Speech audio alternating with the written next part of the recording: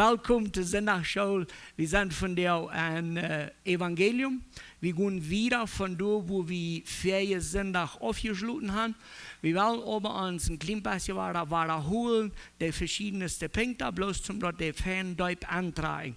So, wenn wir von Evangelium reden, das erste Ding, von was wir reden, ist Gott ist heilig. Das zweite, Menschen sind Sünder. Drittes, Gott ist gerecht. Was bringt das mit sich? Und gerecht. Wer wird gerecht? Menschen, wir sind verloren, wenn Gott ist gerecht. Fünfter Punkt. Gott kommt rauf. Jesus ist vollkommen Gott, vollkommen Mensch. Sechster Punkt. Mess. Jesus als Opfer. So Radung, dort wir Jesus ging zum Kreuz und was passiert auf dem Kreuz?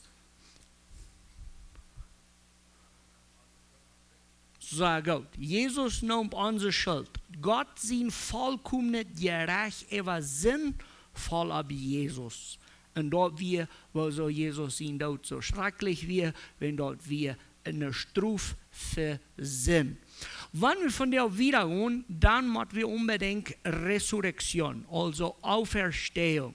Jesus sein Tod, wir dort gerecht. Aber wenn das gerecht bloß durch alle wir, dann wird dort schwierig. So, wenn wir dort würden gesetzt sein, dort Kreuz und die Auferstehung kann nicht nein getrennt werden. In Kreuz und Abstehen wird ein so Tröjet zu eng sein. In Abstehen und in Kreuz wird kein Trouble geleistet haben. Also, der Kreuz in der Auferstehung, der geht nicht dran. Wir wollen zum Anfang lesen Römer 4,25. So gut. So, das Neue Testament wird immer war, den Tod und die Auferstehung taub nehmen. Und dann wird von zwei interessante Dinge reden. So, endlich würden wir bloß in Römer Kapitel 4 lesen und durchbleiben, wenn dort sagt, dort Jesus wird dort gemerkt für unsere Sünden und er stand ab, dass wir können rechtfertig werden. Wir wollen uns aber mehr bekennen. Wir wollen 1. Korinther Kapitel 15, Vers 3 und 4 lesen. So gut. So, hier haben wir dann nu ein Steck damit bei. So, 1. Korinther 15, du kommt beides Mal nach, dort wird so ausgeschrieben steht. Und das ist wichtig. Jesus sein Tod wie nicht bloß, oh, nu haben sie Jesus umgebracht. Und dann, oh, nu ist Jesus noch abgestanden. Jesus sein Sterben und sein Abstehen als Port von einem Radungsplan. Dort wir von jeher an Gott seine Läuftulichkeit, dort wird Radung unterbeiden sein.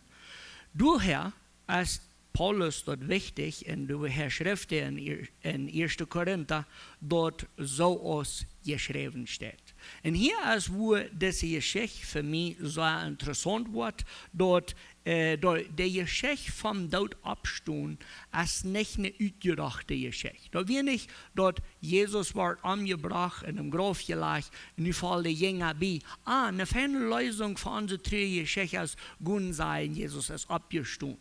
Da wird er nicht beifallen, da wird nicht, dort der Jünger so klug werden, nachdem sie da abkommen, dort Jesus wird vom Tod abstehen. So, wenn wir uns dann von der mit der Resurrektion ans Thema 7 dort vom Tod abstehen beschaffen, der erste, was wir dann wollen uns beschaffen, ist, dort ist von vorher längst der Bibel klar, dort Gott wird wem schauen und der wird sterben, aber der wird auch vom Tod abstehen. So, zum hier die Länge checken, weil wir an Psalm 16, Vers 10 lesen. Sehr gut. So, das ist der Tag, wo du der Grundtag ist für Petrus seine Botschaft und Apostelgeschichte 2. Wenn wir wollen, okay, Jesus ist doodgemerkt worden, im Grab gelegt, ist abgestanden, in den Himmel gefahren, und die Jünger sind taub an das Haus, und die lüren dort Gott, was den Heiligen Jesus schickt. Willst Gott den Heiligen Jesus raufschicken, das erste, was passiert ist, Petrus und seine Freunde gehen im Tempel predigen. Und diese Botschaft im Tempel, die gründet sich auf Psalm 16. Dort Gott hat versprochen, dort das Heilige wird nicht im Grab liegen bleiben. So, nu werden wir nur Apostelgeschichte Kapitel 2 drehen. Und du werden wir uns lesen, Vers 31. Apostelgeschichte, Kapitel 2, Vers 31. Sehr gut. So, du sollst wie ganz klar dort die Abstund-Geschichte wird nicht eine Geschichte, wo bloß kriegt du mit Jesus in Abstund anfängt.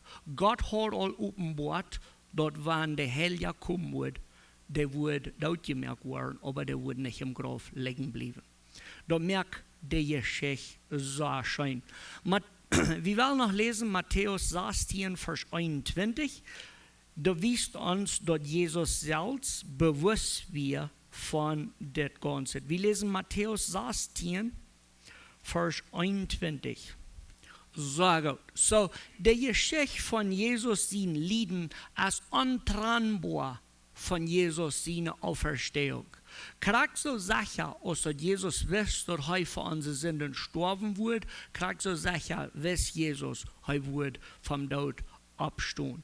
Dann haben wir das ganze Neue Testament eigentlich voll von dieser Erwähnung, wo Jesus einmal war, dort abstehen, dort wir von vorher all klar. Der Tod ist nicht dort eng, dort abstehen ist du unbedingt mit bei. Das zweite Ding, was wir unbedingt bei der Abstund-Geschichte beimachen, ist, dass wir nicht bloß eine jährliche Abstund.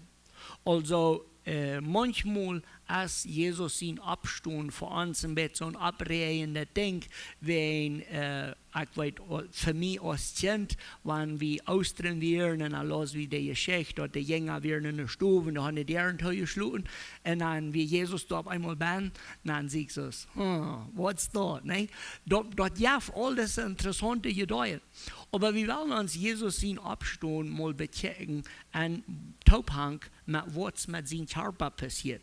So, dass wir erstens mal nicht in Abstand vom Jesus, dass wir nicht bloß, dass die Jünger emotional werden und gespannt da sind, dass wir nicht bloß in eine Geschichte, wo du dann alle Sorten scheinet wir, dass wir die Geschichte vom Körper abstehen. Okay? Das ist gründlich zu das Evangelium. Dass Jesus in Körper, der verfühlt nicht. Jesus in Körper stimmt vom Tod ab.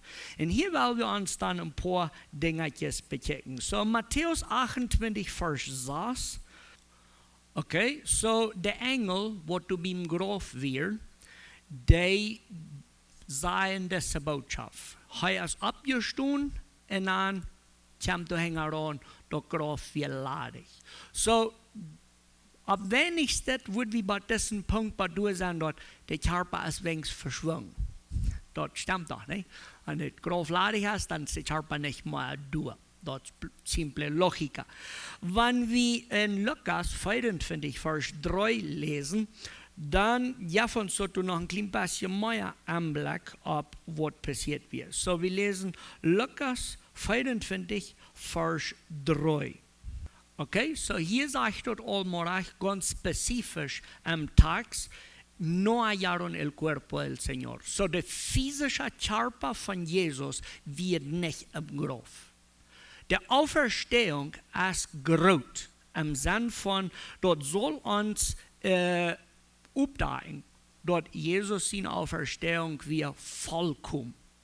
Wenn der Körper durchgewaschen wird, dann würde es so einfach gewaschen. Dan worden de regeringsbeamten haben bloß brug den Charpa über Delhul, den in Tempel nennen und an alle Menschen sagen, check, den Jesus, wo wir an Dood gemerkt, der ist krank hier.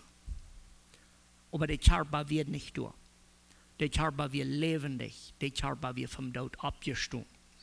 1. Korinther, Kapitel 15, Vers 5 und 8, sagt gut. So, wills Paulus den Korintherbrief schrift, dann schrift er hier von Jesus sein Abstoß. In dem Kapitel 15 ist eine Liste von Menschen abgeschrieben, nicht für eine andere Ursache, aus bloß zum Evidenz, Beweis durchleihen, dort Jesus sein Charpa wie vom Tod abgestoßen.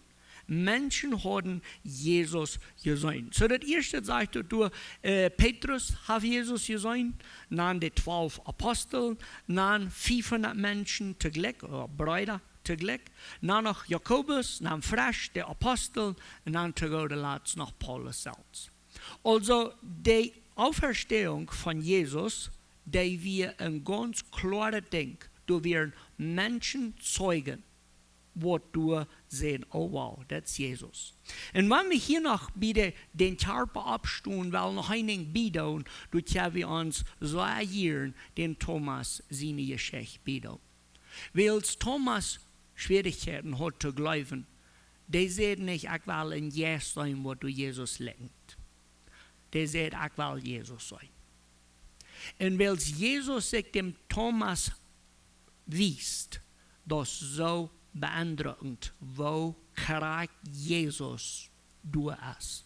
Dort ist nicht ein anderer, dort ist Jesus, dem die sie zwei geschnitten haben, und hängt da hier nicht. Und Thomas fährt ihn an und er fängt ihn an. Und dann sagt er, ich glaube. Die Charpa-Geschichte von Jesus in Abstund ist wichtig. Jesus in Charpa verfüllt nicht im Grab. Jesus stund vom Tod ab. Das dritte Ding, was wir hier unbedingt bieten machen, ist, dass wir nicht pleitschen. Also, der Jesus in Abstund offenbar. Also, der Geschichte von Jesus in Tod abstund ist nicht eine Geschichte, was pleitsch geholt wird oder was im Geheim soll passiert sein. So, Jesus weiß sein Körper und der Jünger hatten Anfang Schwierigkeiten, wenn die Gläubigen die sagen, und Jesus muss erstmal Honig und Fisch essen, was die denn dort erst glauben, dort wirklich Jesus wir. Wenn wir Lukas 24, Vers 39, du hast den Tag, wo Jesus sagt, check nur meine Hände und meine Füße, das sie auch. Und dann sagt Jesus, ihr könnt mich sogar anfuttern, wenn ihr wollt. In einem selben Umgang hat Jesus Fisch und Honig.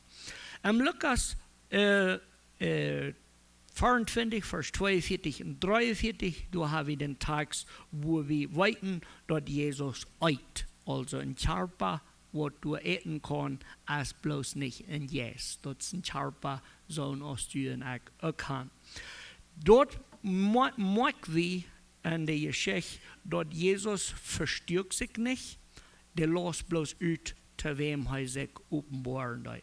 Und dort ist ein Thema noch für sich kaputt, wo so weiß ich Jesus bloß gläubige Menschen, aber für nu, wo wir dort durchschauen, dort Jesus ihn abstehen, dort wird ein offenbares Ding. Du wird nicht ein Ding, was du fehlt, geheim zu halten.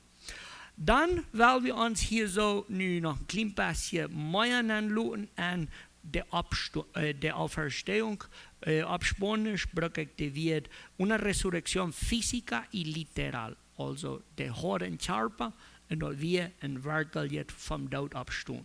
So, wo dann blieb ich vielleicht mit der Frau, wo so hakt wie oder wo so, ja, wie so sagt, das hängt daran, dort Jesus mit einem Charpa abstand und dort wirklich bloß vom Tod abstehen ist. Du hast ein Teil dort hängen. Ich persönlich finde, dort ist die Grundlehre für das ganze Evangelium. Jesus in Charpa lächelt abstehen. Ist viel wichtiger, als was wir manchmal denken. Und ich will mit Jüntaub hier so dann der Länge. Und ich will hier so bloß wirklich handschrieben. Wenn ich weiß nicht, was für ein anderes plattdeutsches Wort ich dort will brauchen. Aber Jesus stund mit seinem Körper wirklich vom Tod ab. Römer Kapitel 1, Vers 4. So, was ist die Ursache, oder no, was ist die Wirkung von Jesus sein körperlicher Abstand?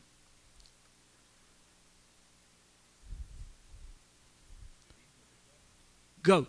So, wenn diese Abstundung ist wirklich in dem ersten Fall beweist uns dort Jesus seine Gottheit. Wenn Jesus bloß ein billiger Prophet gewesen wäre oder ein guter Lehrer, dann wäre das nicht passiert. Menschen stehen nicht vom Tod ab. Jesus das. Das Abstehen wäre eine ganz offene Bestätigung, wer Jesus wirklich ist.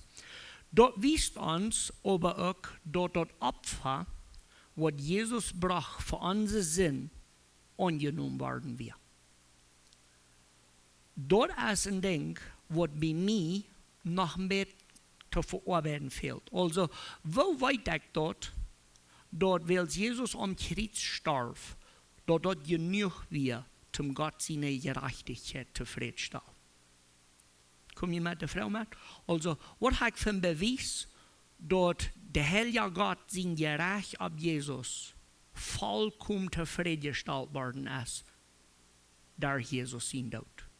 Wel, voor mij, de antwoord is, Jesus zijn opstaan. Jesus zijn opstaan bewijst dat onze zin is betoeld. En dit is een ding, wat nicht wir geschafft haben, wenn Jesus wir im Grab geblieben. Wenn Jesus wir im Grab geblieben, wo würden wir weiten, dass Gott zufriedengestellt worden wäre? Jesus sein Abstand ist diese Antwort. Gott raubt sein Sehen aus dem Grab rührt. So sagt das, verstehst, wenn Sündenschuld wir vollkommen betont. Römer Kapitel 5, Vers 12, wenn wir das erste lesen. So, wir weiten dort den Tod als die Tolling von der Sinn. Gut.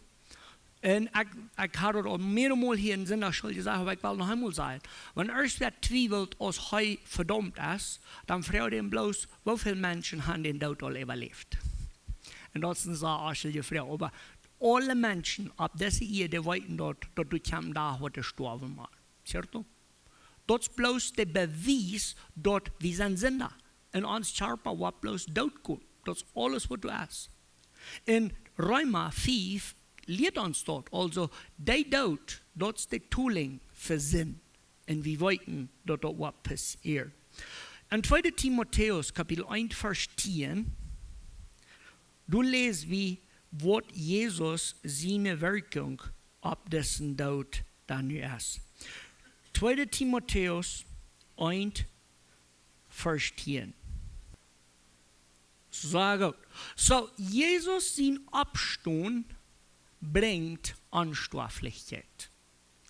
Dort merkt ihn Mund zum Tod. Das wirklich merken, das beweist uns, dass Jesus von der Tür her Gott ist, aber das beweist uns, dass ewig Leben nie Wirklichkeit ist. Also will Jesus zu Martha und Maria sehen, ich sehe die Auferstehung und das Leben. Wer mir glaubt, der wird leben, kann nur, wenn er gestorben ist. Da kann Jesus bloß sein, wenn der Beste, wo vom Tod absteht. Jesus mögen eng mit der Strafe vom Tod. Und du bist so wichtig, dass wir Jesus in Auferstehung ganz bechecken. Das habe ich hier dann nur ein bisschen angefahren, aber der nächste Punkt, was wir wollen uns an Jesus in Abstand bechecken, ist, Jesus in Abstand ist der Beweis oder die Garantie für dass wir ein Tag auch werden abstehen. So, ich wird leben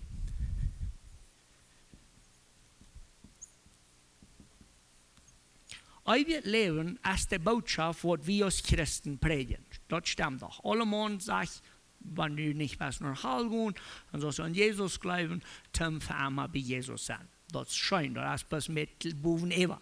Wenn man das wirklich nennt, dann sieht man, wo Jesus ihn gestorben, nicht jetzt in 9. Traum von Jesus ihn abstund, wenn das der Beweis, dass wenn du und ich an Jesus glauben und uns an Jesus verstehen, dann wollen wir mit Jesus taub abstund. 1. Korinther 15, 20. Sehr gut. So, das mit das Erste, das ist das Wort, was im Alten Testament gebraucht wird, um man die Säulen von der Arndt und von der Kie und von all diese Dinge einmal das Erste bringen. Dort hat einmal diesen Eindruck von, du wirst noch mehr kommen. Ja? So, du hast Wein drüben geahnt. Ne? Und du fängst an Wein zu machen. Und dann wirst du deine erste Krug Wein in den Tempel bringen. Das ist Gott sind.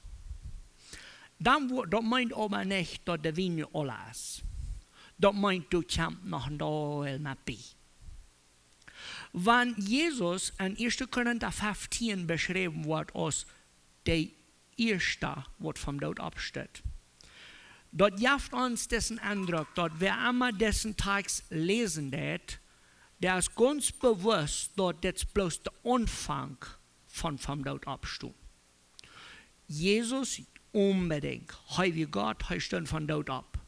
Aber mit seinem Abstund, wie dort Kraxus war, wie in großen Gruppen voll Wien merken, wie ein durch sagen, das ist der Anfang, und dann haben wir noch Millionen Jahre geholt. Jesus stund vom Tod ab als Erstling, und all die Gläubigen stehen mit einem taub ab. Das meint, dass du ein Krieg gewonnen über den Tod. Und der Tod hat keine Kraft mehr über die, die gläubig sind. Krieg im Salien 1. Korinther, weil wir uns lesen von Vers 55 bis Vers 57. 1. Korinther 15 von Vers 55 bis Vers 57.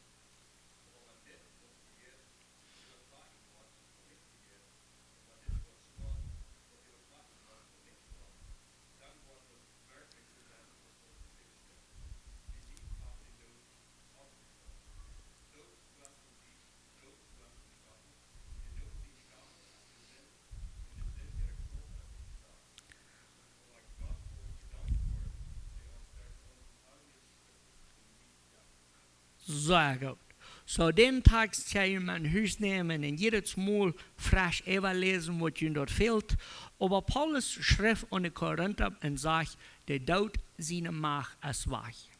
Und wo wir das verstehen sollen, von der Tag fing ich an, dem Ton von, das schrecklich daran zu denken, zu sterben. Für die von uns, die all über dem lang genug Bibel studiert haben, wir wissen, dass Gott, der will unbedingt mit Menschen taub sein. Am Garten Eden, wie Vollkommenheit. Am Garten Eden, wie Gott mit Menschen taub und wie das eine vollkommene Gemeinschaft. An dieser Gemeinschaft passiert was Schreckliches und nicht wie Sinn. In der Gemeinschaft zwischen Gott und Menschen reiht auf, zwei verdammt. Für uns von der, wenn wir uns so ein bisschen anschauen, dass wir recht zum Rohren, dass wir auf dieser Welt leben, wenn Gott das so weit auf. Wir sind alle bewusst, dass die Menschheit lebt von Gott, so weit getan, dass es werden kann. Sterben an diesem Zustand ist das ganz Schlimmste, was jemals passiert ist und jemals passieren wird. Den Tod, den fehlt abzufixen. Den Tod, diese Trennung Menschen von Gott, der fehlt so nötig abzufixen. Und dann, wenn wir lesen in 1. Korinther 15, dann redet Paulus davon, dann sagt er, du hast eine Lösung für das. Du hast Medizin für das. Kein Mensch braucht mehr getrennt von Gott sterben. Und wir als Christen sind dringend abgeraubt und sterben anders nun zu checken. Wenn für uns als Sterben nicht mehr was schlechtet. Für uns gestorben, das ganz Beste, was er jemals geben. Wenn dann sind wir von diesen sinnlichen Körper los und für immer an Gott seine geben wird. Jesus sein Tod und sein Abstehen begreifen also ganz Geratste, was jemals ein Mensch begreifen kann. Wenn Jesus beut, er wird leben an. Jesus sein Evangelium ist, du brauchst nicht in Sinn sterben und von Gott für immer getrennt sein. Aber du kannst von diesen sinnlichen Körper lossterben und für immer an Gott seine Gegenwart sein. Das ist der Grund von dem Evangelium, was wir predigen. Den Trouble, den die Menschheit hat, jetzt zu lösen. Und wir wollen nicht blöd sein, dort wieder zu geben. Das Evangelium redet nicht von einem Radar, der tot ist. Das redet von einem Radar, der ewig lebt. Hebräer Kapitel 7, Vers 25. So gut, so bis zum dort Antrag lese ich dort noch einmal. Das sagt du wen kann heu dei vollständig raten, der durch Arm nu Gott kommt. Heu lebt ewig im Bett fahren. Jesus kann uns vollständig raten, wenn Jesus vom Tod abgestanden ist. Wir haben in Doyle, was wir lesen können, von Auferstehung. Wir wollten dort nu, dort an Jesus, wird leben ist. Dann fehlt aber noch ein Gebiet, wo diese Les vollkommen merkt. Ich finde, dort Jesus sein körperliches Abstehen als der Beweis für Trägung.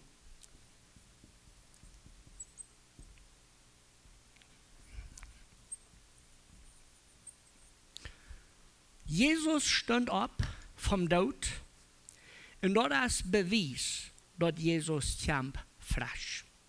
Wir lesen uns Apostelgeschichte 17, Vers 31. Okay? So, dort sagt am selben Tag 3 Dinge. Du hast einen Gerichtstag, du hast einen Richter und du hast einen Beweis, dass das was passiert. So, du wirst ein Gerichtstag sein, wo Gott wird Gerechtigkeit utteilt. Zweitens, Jesus ist der, der wird gerecht richten. Und drittens, wir können uns darauf verlassen, wenn so sicher, als Jesus vom Tod abgestanden ist, so sicher wird Jesus richten kommen. Daher ist dort uns wichtig, dass wir dort klar haben, dass Jesus vom Tod abgestanden ist. Wenn dort der Beweis, dass Jesus wird frisch kommt. Dort ist es wichtig zu wissen, dass Jesus in zweites Mal kommt, als nicht zum Sinnen vergeben, dann ist er zum Sinn bestrafen. In Offenbarung 19, Vers 11 bis 16, wenn wir uns lesen. Offenbarung 19, vom Vers 11 bis 16. Sehr gut. So, in Offenbarung 19 wird Jesus beschrieben. Der Jesus, der Triumph. Und der wird beschrieben als der Wienpreis wird uitdragen von Gott sein Ohr. Jesus kam zurück und sein Abstand ist der Beweis dafür. Du sagst, so große Unterschiede zwischen sein erstes Mal kommen und das zweite. Das erste Mal kam er aus der liebenden Knecht, der wer sein Leben handelt für dich und für mich. Zweites Mal kam er aus der Richter, wem nicht zu beschreiben wird. Der Richter, wer jeder Sinn wird betont. Der Richter, wer jeder Sinn wird anfordern. Wenn wir am Evangelium bei diesem Punkt gekommen sind, dann bleibt uns nur die goldene Frau. Was wir an Christ tun, aber wir sollen noch wieder zurückbacken und wir sollen uns der Frau fragen, was muss ein Mensch tun, um sich Jesus in Radungswerk antreiben? Wir wissen nu, dass Gott ist heilig. Wir wissen nu, dass alle Menschen sind Sünder.